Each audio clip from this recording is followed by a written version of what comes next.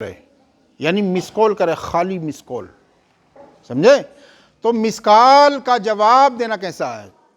مس کال کا جواب دینا جس شخص کے پاس کیا ہے اس پر ضروری ہے یا نہیں، سمجھے آپ؟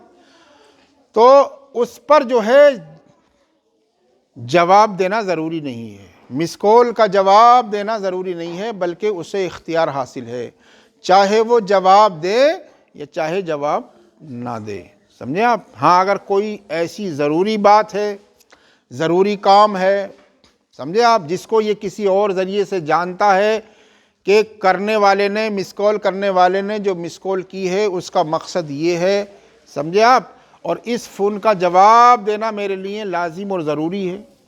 جیسے مثال کے طور پر کوئی شخص ایمان لانا چاہتا ہے اور کسی شخص نے فون کیا اور یہ جانتا ہے کسی اور ذریعے سے کہ اس لیے فون کیا جا رہا ہے، سمجھے؟ تو جواب دینا لازم اور ضروری ہے۔ لیکن ایسی اگر کوئی ضروری بات نہیں ہے اور بس ایسے ہی فون کیا، سمجھے، کسی شخص نے اپنے کام کے لیے، اپنے مقصد کے لیے مس کال کی، تو اس کا جواب دینا ضروری نہیں ہے، سمجھے، اسے اختیار ہے۔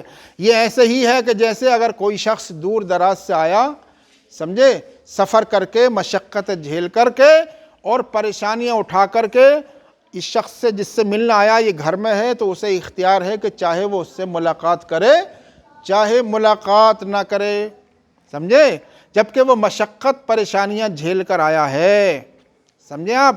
لیکن یہاں پر تو صرف یہ کہ مس کال کرنے میں کوئی صرف نہیں ہے، کوئی خرچ نہیں ہے، کوئی مشقت نہیں ہے، کوئی پریشانی نہیں ہے، تو یہاں پر بدرجہ اولیٰ اسے اختیار ہے کہ وہ اس مس کال کا جواب دے یا نہ دے، سمجھے؟ لیکن اخلاقی طور پر اگر وہ جواب دے دے تو یہ اس کی طرف سے احسان ہے، اگر وہ اخلاقی طور پر جواب دے دے تو یہ اس کی طرف سے احسان ہے۔ اور فقہ کا قاعدہ یہ ہے کہ ترک احسان سے گناہ لازم نہیں ہوتا ہے، ترک احسان سے، احسان ترک کرنے سے جو ہے انسان گناہگار نہیں ہوتا ہے۔